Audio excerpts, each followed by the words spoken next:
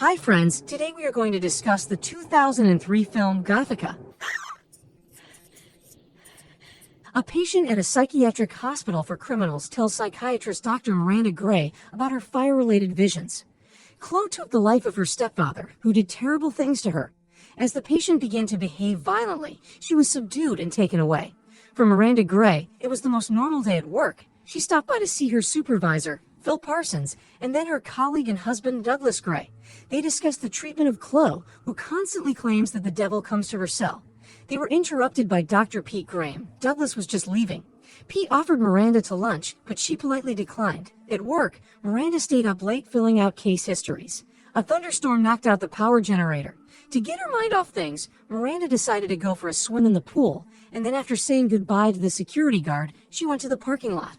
She was frightened by Pete, who came up behind her and started complaining about another bad date. He walked Miranda to her car, intending to follow, but rain didn't let up. At the intersection, Pete and Miranda parted ways. The road ahead was blocked. Sheriff Ryan said that there was a failure on the highway, so she'd have to take a detour across the bridge. Miranda called the husband, saying she would be home soon. Suddenly, the connection cut out, and a girl appeared out of nowhere on the road. Miranda barely had time to swerve. Her car skidded to the side of the road. After getting out of the car, Miranda approached the drenched stranger to help, but at one point the girl just burst into flames. In the next scene, we see Miranda wake up. She was disoriented, but soon realized that she was in one of the cells of the psychiatric hospital where she works. Dr. Graham came in, and Miranda demanded an explanation in a rather aggressive manner. An orderly tried to subdue her. Pete asked to leave them alone and said that he had gotten permission from the court to be her attending physician, even though that wasn't the right thing to do. It turned out that Miranda had been here for 3 days, having been admitted in a state of acute seizure followed by catatonia. Miranda asked Pete to call her husband in, then Dr. Graham told her to recall the past events. Miranda's last memory was of arriving home. Douglas was sitting on the couch. She also remembered the girl. Miranda was surprised that Pete was talking about Douglas in the past tense, and he was forced to admit that she had taken her own husband's life. Miranda started screaming and fighting, not believing this wild story. Pete called the orderly and the nurse, who gave her a shot. Miranda fell asleep. Strange images flashed in her head. Upon awakening, she was taken to the other patients. Everyone was very surprised to see the former doctor among the psychos. Chloe came up to Miranda and told her that now she would know what it was like to be thought crazy. And the more she tries to prove otherwise, the crazier she'll seem. Before she left, Chloe gave her a newspaper clipping that talked about the tragic incident with Dr. Douglas Grey and his wife. At night, Miranda awoke in her cell in a cold sweat. She heard noises, the glass fogged up by itself, and the words, "not alone," appeared on it. Miranda continued to feel a foreign presence. She tried to convince herself it was just a nightmare. In the morning, a nurse named Irene came to her with pills. Then Miranda was taken to the shower. She was to wash up with the other dangerous patients. At one point, she heard someone calling her crazy. The faces around were distorted, and the image of the same girl who had carved the inscription on Miranda's arm appeared among the patients. The patients scattered in fear, and Miranda was left lying on the floor. Later, the hospital staff bandaged her arm, not understanding how she had injured herself. Pete did the examination. Miranda claimed that she didn't do it herself. She didn't know what was going on, and suddenly asked Pete if they had an affair, because the memory lapses made her unsure of her own memories. Pete replied that nothing had happened between them, but he wished it had. Miranda continued to insist that she hadn't lost her mind. While walking, she called out to her former boss, Phil, and through the bars asked to change her attending physician, but he refused the request. Miranda has a lawyer friend, Teddy Howard, coming to see her. The court hearing is next week. All the evidence against Miranda seems very strong. According to the lawyer, proving her insanity is the only chance to save her from jail. Sheriff Ryan, Douglas' best friend, also wanted to talk to Miranda. Bob was shocked by what had happened, for Douglas loved his wife more than life. In a burst of emotion, the sheriff showed Miranda the gruesome crime scene photos. Bob was asked to leave because he was no longer in control of himself. Miranda couldn't believe she'd done this, the cuts on her arm starting to bleed. The perpetrator had left the same writing on the wall of their house. In the cell, the staff had to tie her up. In the dream, Miranda saw fragmentary memories. She picked up an axe and came to the husband. It was as if something had possessed her. Pete brought Miranda to Phil. She admitted that she was there when it happened, but not alone. Phil and Pete assured her that they would help her and do everything they could. Suddenly, Miranda saw a picture of the girl from the bridge. Pete said it was his daughter Rachel, who was no longer alive. At night, footprints appeared on the floor. Miranda didn't believe in ghosts, but she said out loud that if Rachel really was here, she would let her out of the cell now. Surprisingly, the door opened. Miranda got out of the cell by lurking.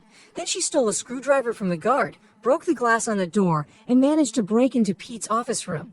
She managed to find information on the internet about Rachel, who had voluntarily left the life. Rachel appeared on the security cameras, located in a room with single cells. Grabbing the newspaper clipping, Miranda ran. In the hallway, she peeked into a closed cell, where there was a stranger with an anima sola tattoo. Miranda began to call for help in a panic, and the orderly subdued her. Soon Pete came to her, assuring her that Chloe was fine. Miranda kept insisting that she'd seen Rachel. Pete didn't want to hear it anymore. Before he left, he informed Miranda that she would be temporarily transferred to a jail cell because of light problems. During the walk, Miranda approached Chloe, apologizing for not believing her. They embraced. During the night shift, Iron went out for coffee. The light began to flicker. Miranda walked to the door, unaware that Rachel was behind her. Then an unknowing force began hurling Miranda around the cell. The guard saw this, thinking that Dr. Grey wanted to hurt herself. In the cell, the nurse and the guard caught a scary sight. Miranda attacked them and fled. The other guards rushed after her.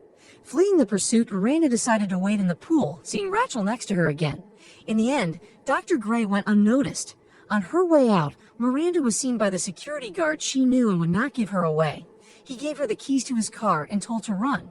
So Miranda did. Rachel was by her side the whole time. After driving across the highway and nearly colliding with a truck, Miranda still lost control. She didn't understand what Rachel wanted her to do. Miranda arrived at their house, the lights invitingly on. Inside, it was as if she had gone back in time, seeing herself walking with the axe in her hand straight toward her husband, after which she took his life. There were traces of this gruesome crime all over the house. When it was over, Miranda took a bath, the water red with blood. She wasn't in control of her body, Rachel was. Miranda cried helplessly as she stared at the pictures of her and Douglas's happy family life. As Miranda looked at one of the pictures, it hit her, and she went to their country house. The first thing she did was look around the territory. In the barn, Miranda found the tapes, and then she went down to the basement. There she stumbled upon a camera and a large bed with chains and traces of something horrible. In the locker were various potent medicines. Miranda watched a recording of Douglas bullying a girl. Hearing sounds upstairs, Miranda picked up a sharp object and went to check what's wrong. Sheriff Ryan attacked her, but didn't have time to do anything because they saw an injured girl screaming for help. It turned out that her name was Tracy, and she had been missing for 2 weeks. The case caused a stir in the press. Bob Ryan and everyone else did not understand how Miranda found out about the girl, but the fact remained that she had saved her life. Phil came over to Miranda. He couldn't believe what Douglas was doing. Neither could Miranda understand how they could have been so blind. Rachel had most likely been one of Douglas's victims, and everyone thought she voluntarily passed away. Phil confessed that after the daughter was gone, he kept having the same dream. Rachel was on fire. Miranda called Pete to share her crazy speculation about the anima sola tattoo, but Pete advised her to stop because the public was just beginning to take her seriously. In his office room, after some hesitation, he decided to search the internet for information about anima sola. This tattoo means a lonely burning soul. As Miranda had requested, she was arranged to meet Bob Ryan. Miranda believes that Douglas didn't act alone because that's what Rachel was trying to tell her. Ryan stated that he believed her and asked her to describe a psychiatric profile of the alleged perpetrator. Most likely in normal life, he appears to be a normal person and is an old friend of Douglas's. It all started with the fact that he may have liked to torture animals. Now the accomplice is probably frantically trying to cover the tracks. Logically, he should have returned to the farm to get rid of their latest victim. Ryan realized that Miranda was hinting at him. After saying that he never enjoyed torturing animals, Bob attacked Miranda. Under his shirt, she saw a tattoo of anima sola. A struggle ensued between them. Ryan tried to give Miranda a sedative shot, but light suddenly flickered. Taking advantage of this, Miranda intercepted the syringe, injected the sheriff, and fled, lurking. While searching for the victim, Ryan admitted that Rachel was far from the first. He and Douglas had acted together from the beginning. Noticing a shadow, the sheriff went in the direction of it. But it wasn't Miranda he saw, it was Rachel. Bob fired a shot, but it went through the girl and into the appliances. There was an explosion, and Ryan was engulfed in flames. Pete came running in, apologizing for his lack of trust. The events then take us 1 year into the future. Chloe and Miranda are walking through town. Chloe is about to leave and misses her train. They say goodbye before they part. On their way back, Miranda sees a boy on the road and realizes she hasn't stopped seeing ghosts. Now the boy Tim has been reported missing.